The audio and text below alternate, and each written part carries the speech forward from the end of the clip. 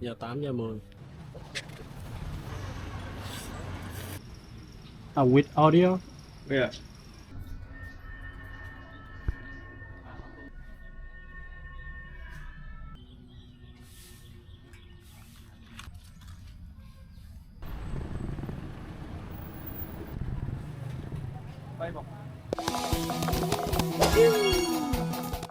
Đây là cảnh phòng mình sáng sớm này. Phòng này có cặp người Canada cho mình ở.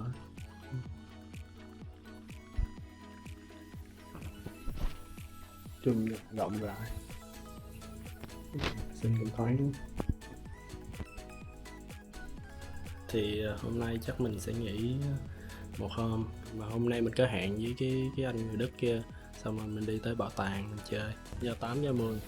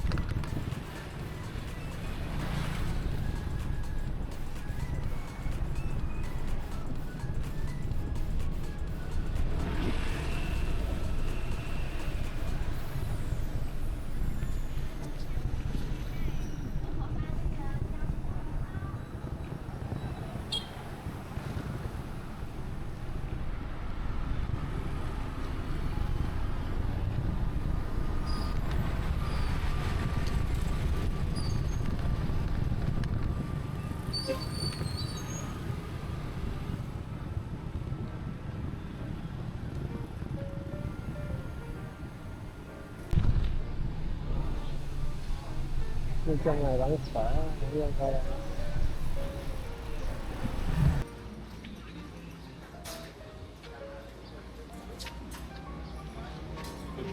Check one. Đi này phở này đi chứ.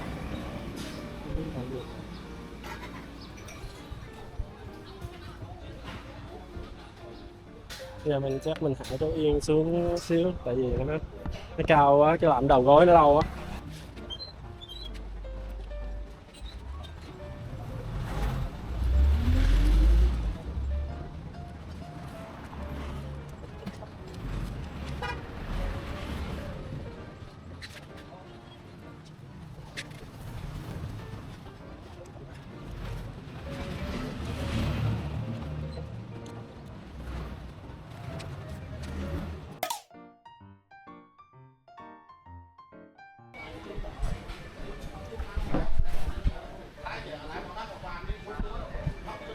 Cái này giống phở mà không biết phở không.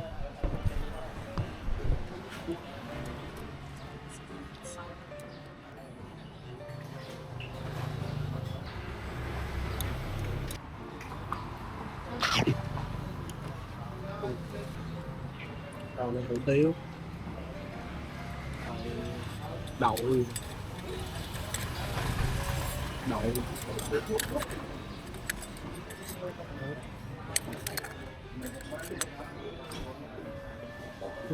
này giống mới chắc ớt xào.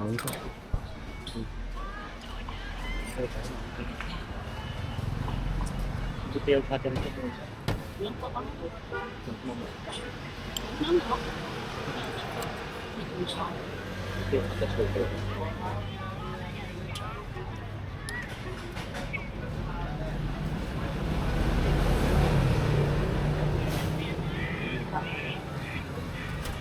Cũng được.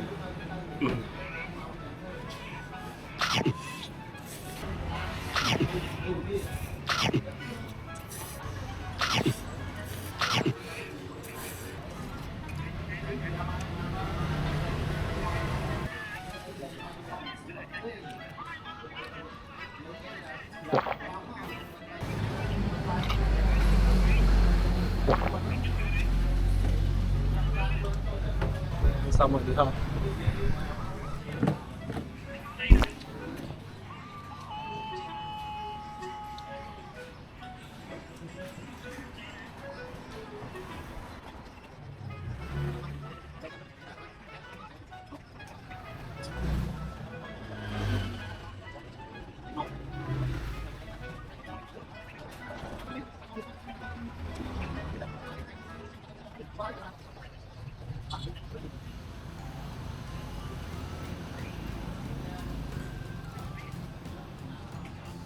Không, còn 6.000 là khoảng 6.000 ria là khoảng bao nhiêu ta, 25, 340.000.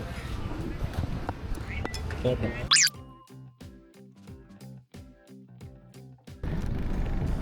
500 mét nữa tới.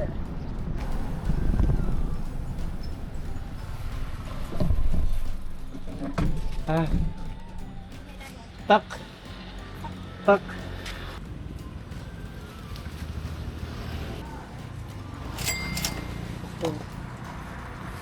Bang. Tắc lắm. À.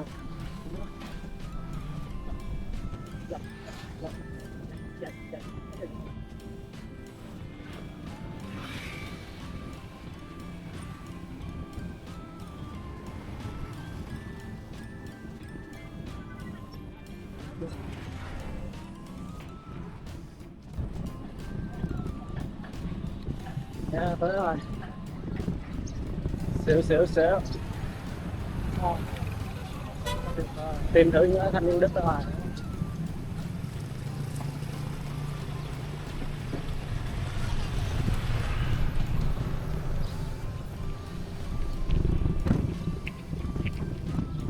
Dạ.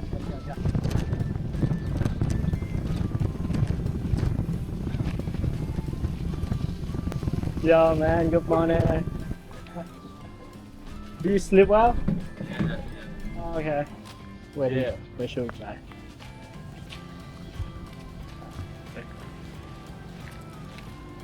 Yeah, today it will be really hot. Oh yeah. So it's good that we take a break Yeah, today, right? Are they also Vietnamese? So. With audio? Yeah.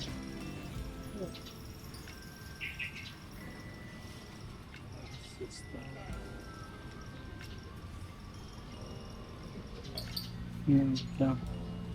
Phone Thank you. to keep to him take audio. You say. English only. Yeah, you also have German? Vietnamese. Rồi Việt Nam. Lọc mong Việt Nam muối. Lọc mong muối Việt Nam muối. Ok. Lịch. Press number 1 to start and follow the map. All right. Okay. Okay, thanks so much. Giờ expect được cái tấm này.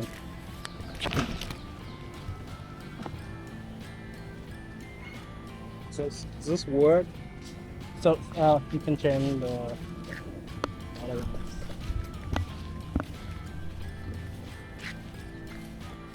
Máy thanh niên bị hư.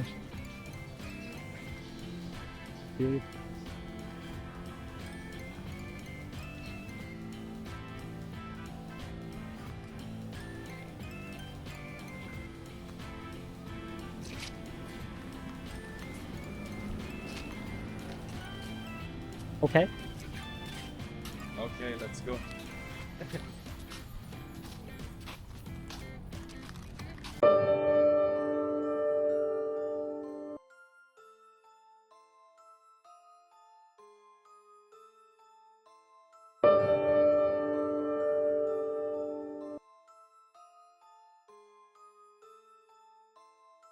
Ở trong cánh đồng Trung S này á, thì người ta chia ra làm rất nhiều khu.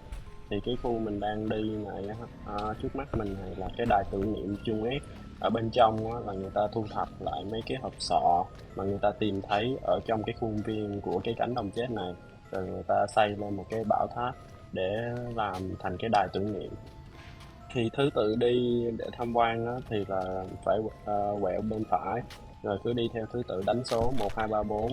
Nên bây giờ mình sẽ vừa đi rồi mình vừa giải thích cho các bạn là nó ở trong này nó như thế nào. Ok, thì về cơ bản á, thì mấy cái người nạn nhân xấu số, những cái người mà bị Khmer đã coi là tù binh, thì người ta sẽ bị đưa tới đây để hành quyết. Thì bước đầu tiên á, là thì người ta sẽ đưa những cái tù nhân tới đây bằng xe tải từ cái nhà tù gọi là nhà tù Tu Slen, hay có tên gọi khác là S21. Thì cái nhà tù đó nó nằm ở trong thành phố Phnom Penh á, nó cách cái chỗ mình đang đi đây nó khoảng 30 phút đi xe. Thì ngày xưa thì cũng vậy, thì khoảng 30 phút đi xe tải thì Khmer Đỏ sẽ gom hết những cái người tù nhân mà nó muốn hành quyết á, với lại những cái người mà nói chung là từ nhiều nơi ở trên cái đất nước này, để nó gom về đây, xong rồi nó sát hại người ta ở đây. Rồi đó, thì cái trước mắt mình là người ta giải thích là ví dụ như khoảng cứ một tháng là khoảng 2-3 chiếc xe vậy nó tới, mỗi chiếc là chở khoảng 20-30 người tới. Thì những cái người mà tới đây á, phần lớn là đều bị bịt mắt, rồi xong đưa đi trong đêm tối rồi vậy hết. Thì theo cái bản chỉ dẫn nói á, thì những cái người mà tù nhân bị đưa tới đây là sẽ bị hành quyết ngay lập tức.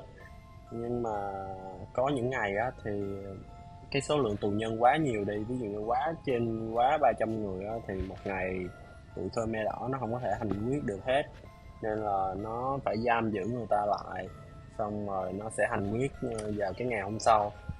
Đó, thì nó sẽ giam người ta ở những cái chòi như thế này, được làm từ gỗ hoặc là tôn ở trên, xong rồi nó còng người ta lại. Còn đây là cái chỗ mà tụi mấy cái lính gác rồi quản giáo rồi nó sống. Ok, thì đây là cái chòi mà trắng trắng là bằng bê tông ở trước mặt mình đó. Thì ngày trước nó là gỗ, thì sau này người ta mới xây nó lên để mọi người đi qua rồi nghỉ ngơi rồi á.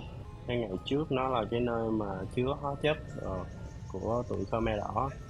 Chứa hóa chất á, những cái hóa chất này á, để mục đích á, là ví dụ như sau khi nó giết người á, thì nó rải mấy cái hóa chất này lên xác chết của người ta để nó đỡ mùi hôi thối, để những cái người mà làm việc ở gần cái cánh đồng này, ở bên ngoài cánh đồng này á, người ta không có nhận ra. Hóa chất này cũng nhằm mục đích là để giết người nữa, ví dụ trộn vô thức ăn rồi để cho tù nhân người ta ăn rồi vậy. Ở đường mình đang đi tới này là cái cây thốt nốt. Cây thốt nốt này á, là ngày xưa cũng là một cái công cụ để Khmer Đỏ nó sát hại người vô tội nha. Cái cây thốt nốt này nó rất là nhọn, với lại mấy bạn nhìn cái khứa cạnh cạnh của cái cây á, thì là ngày xưa nó dùng cái đó để nó cứa cổ người ta, rồi làm cho người ta chết từ từ vậy á.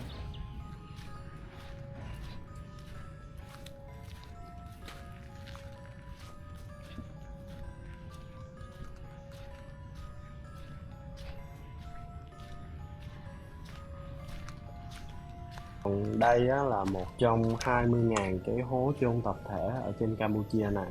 Thì ở chỉ một cái này thôi á, mà người ta phát hiện ra là có 450 cái nạn nhân. Đó. Thì cái hố này thì bình thường ngày xưa nó là cái hố lõm xuống bình thường thôi, mà người ta xây lên cái chòi để bảo quản ở trong này. Còn mấy cái hố ở ngoài bình thường mà cỏ mọc lên xanh tùm á, mà cái chỗ nào cứ lõm xuống á, là cứ một cái chỗ lõm xuống nó là một cái hố. Thì cái công cụ để tụi Khmer Đỏ nó sát hại người ta là hồi nãy mình có nói hóa chất rồi, tiếp theo là nó dùng những cái công cụ thô sơ để làm nông á, chứ nó không có bắn nha. Ví dụ bắn thì người ta chết một cách nhẹ nhàng, còn nó dùng những cái này á, thì nạn nhân người ta chết từ từ, rất là đau đớn. Lý do mà không dùng súng là tại vì dùng súng đắt đỏ, tốn kém, và thứ hai là tại vì lúc bắn nó ra tiếng thì mấy cái người mà làm việc ở xung quanh cái cánh đồng này người ta biết, nó không cho ai biết hết. Ở đây mình có nghe cái câu chuyện của cái người sống sót á, thì có câu chuyện của một cái ông kia, ông sống sót, ông kể lại là ngày xưa ông gặp một cái bà kia, đã được quản giáo cho hai cái chú, rồi xong bà cầm đi trên đường đi á, bị một cái thằng quản giáo khác hỏi là ở đâu có hai cái chú này, vậy bà kể lại là có người cho. Cuối cùng là cái thằng quản giáo đó nó không tin vậy, cái cuối cùng nó rút cái rìu nó ra, xong rồi nó chặt đầu bả, nó chặt đầu xong rồi nó dùng cái cuốc đó, rồi nó băm, rồi nó làm đủ thứ trên cái đầu đó nữa. Đó, thì nói chung là có mấy câu chuyện nghe thấy rất là ghê. Đây là cái ngôi mộ mà người ta tìm thấy 166 cái xác chết, nhưng mà điều đáng sợ là 166 cái xác chết này nó đều không có đầu. Thì không biết là ngày đó là cái tụi đó nó làm gì với những cái đầu nạn nhân. Ở đây thì cứ mỗi 2-3 tháng thì người ta sẽ đi thu gom lần, người ta gom những cái quần áo với lại những cái xương mà nó nổi lên trên mặt đất á, thì phải có mưa xuống nó cuốn trôi đất đi thì những cái đó nó mới trồi lên trên mặt đất, những cái xương với những cái bộ quần áo giống như này.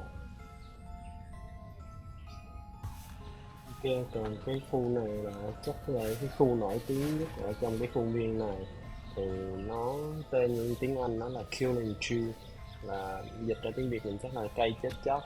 Thì cái cây này á, là ngày xưa mà tụi Khmer Đỏ nó bắt những cái người phụ nữ trẻ tuổi với lại những người mà có con nhỏ và trẻ sơ sinh mới đẻ rồi á, thì nó sẽ nắm chân của mấy đứa nhỏ xong nó đập đầu vô cái cây này, rồi đập cho tới chết, xong rồi là nó ném xác qua cái hố bên cạnh bên tay phải mình nè.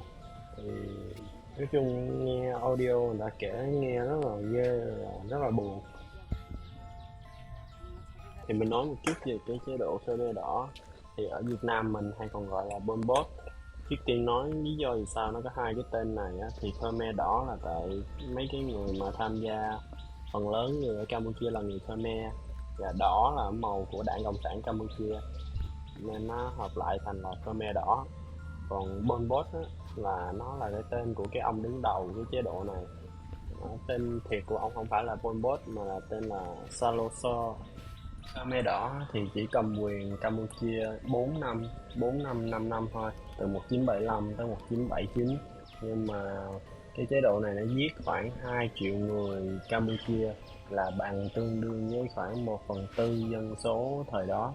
Thì cái số liệu chính thức thì cũng không ai biết được là cái số nạn nhân mà bị giết là bao nhiêu hết, người ta chỉ ước tính thôi là 2 triệu người. Thì các bạn thử tưởng tượng là cứ 4 người là ví dụ như thời đó cứ 4 người là một người là bị tụi Khmer Đỏ nó sát hại đó. Thì thời gian đầu á, thì Khmer Đỏ nó cũng hướng tới một cái xã hội là không có cái nghèo, một xã hội là tự cung tự cấp, tập trung vào làm nông nghiệp, nên là nó đưa hết mấy cái người mà trí thức hay mấy người thầy giáo, bác sĩ, mấy tầng lớp mà phần lớn như trí thức á, thì những người mà không có liên quan gì tới nông nghiệp nó cũng đưa về nông thôn rồi bắt làm nông hết.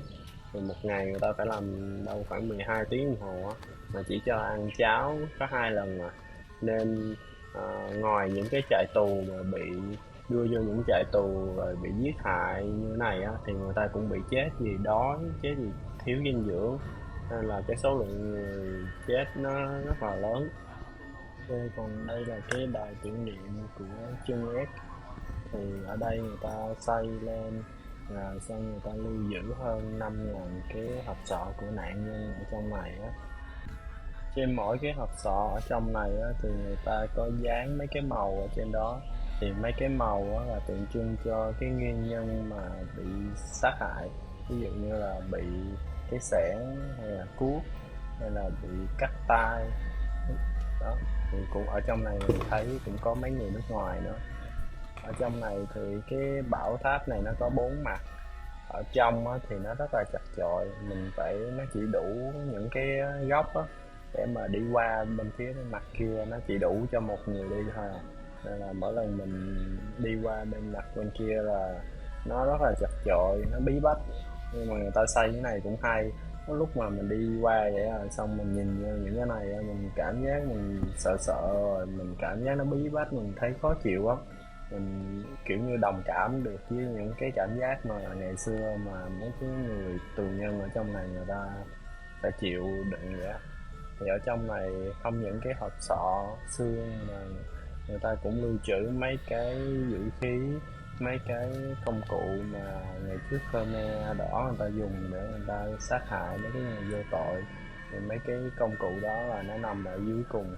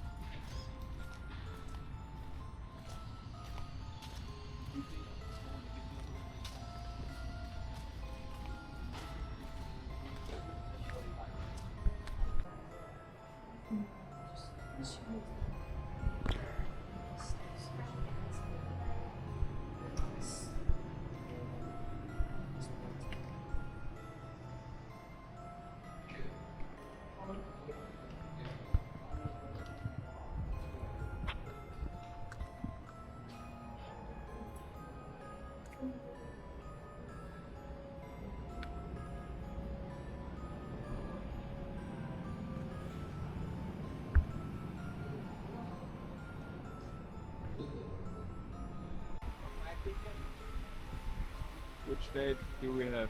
13? 13.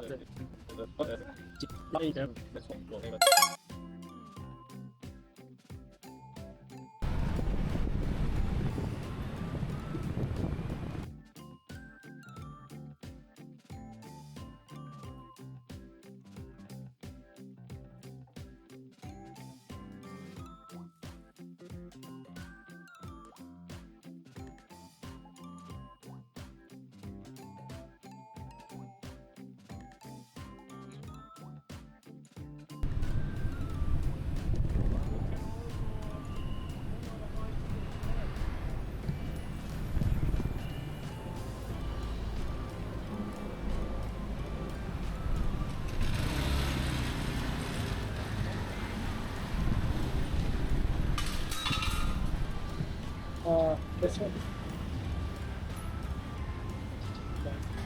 Okay.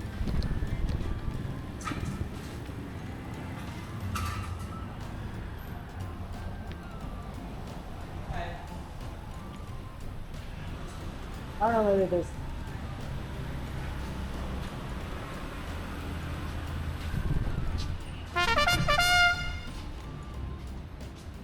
Okay.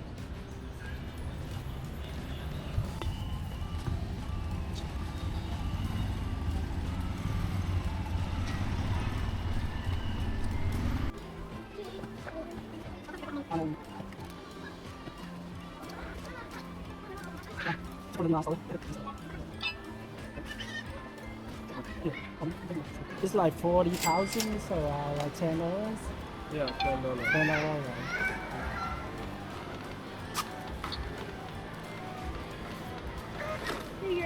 Thank you. Thank you.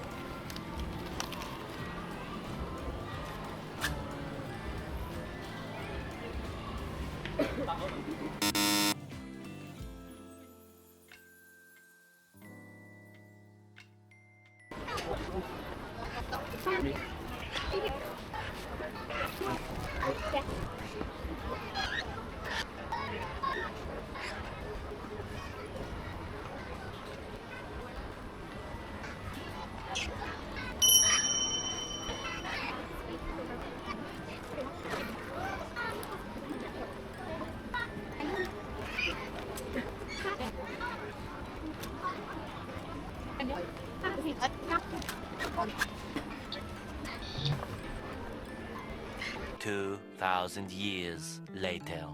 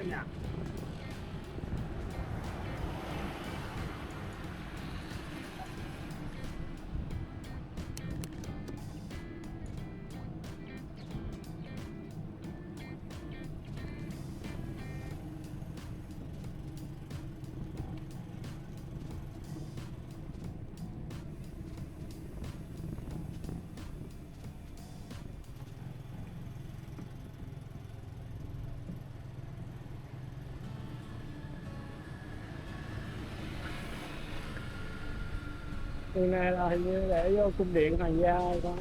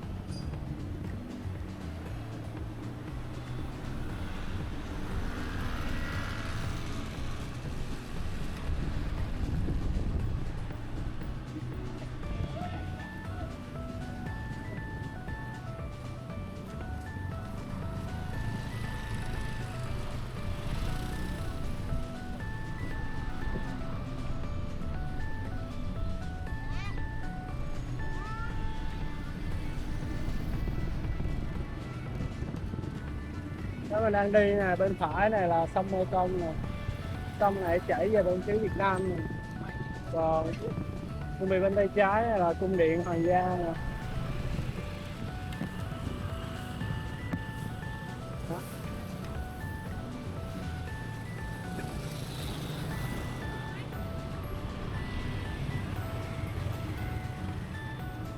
Chung là mình không có tiền nào, không có vô trong, mình vô trong mình tốn tiền nữa. 10 đô, mấy chục đô á, không nhớ chính xác nhưng mà vô tham quan một xíu rồi đi ra thì cũng không có gì hết. Khỏi đi. Còn đó bên phải là cái đường dọc sông.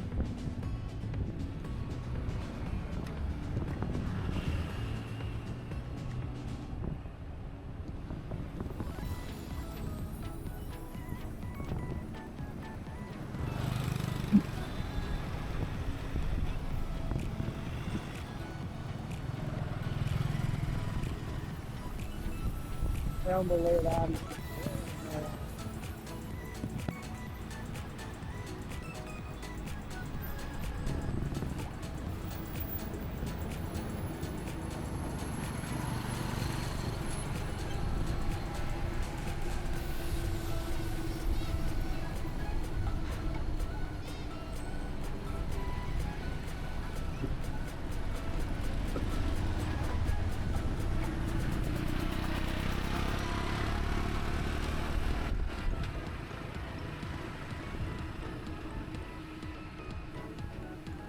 Pizza Pop, pizza 4B là cũng có bên đây luôn nè.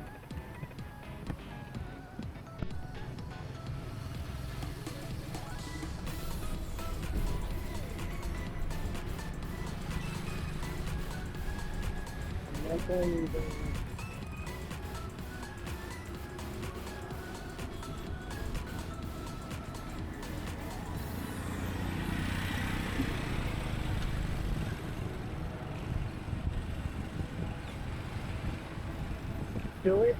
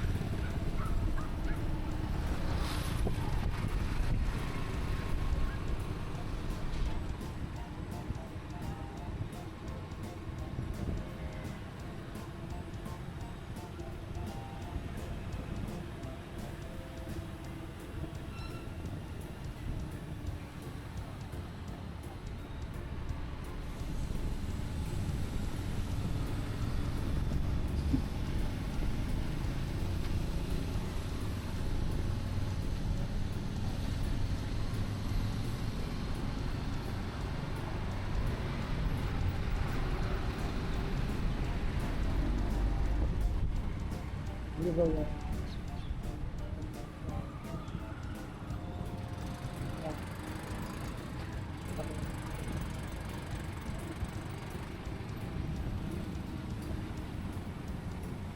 là sao ạ?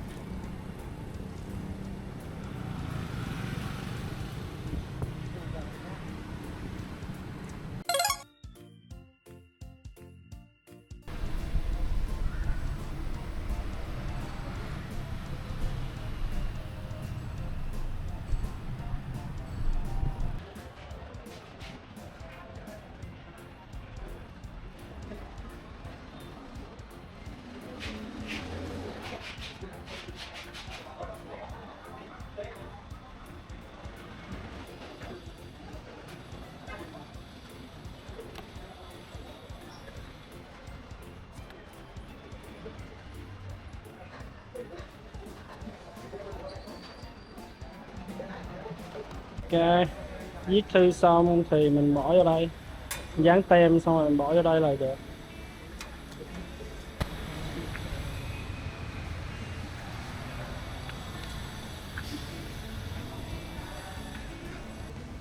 Giờ mình tìm quán cà phê để chỉnh video, đăng video lên cho mấy bạn coi.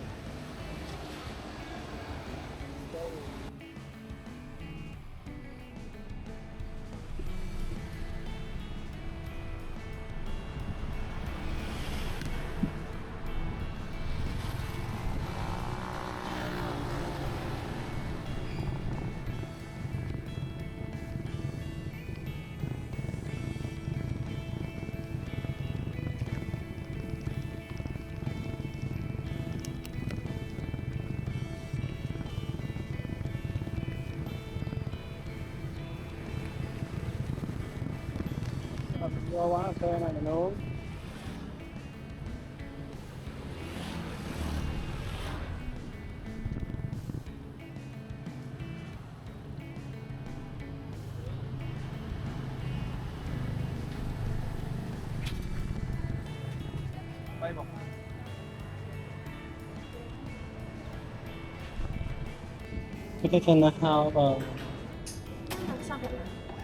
Can I have an iced cafe latte? You have to answer the way.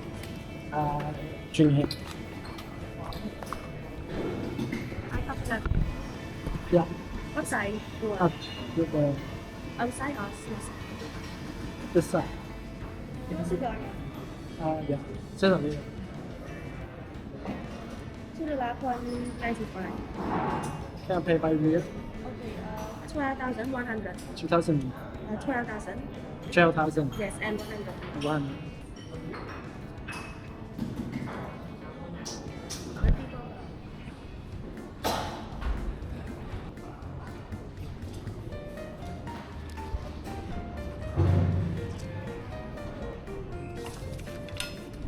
Cái này là cái gì là ice cafe latte là 2,95 rồi 12.100 riêng là nó 12.100 rồi. Đây là khung cảnh bên ngoài quán, khung cảnh bên trong quán.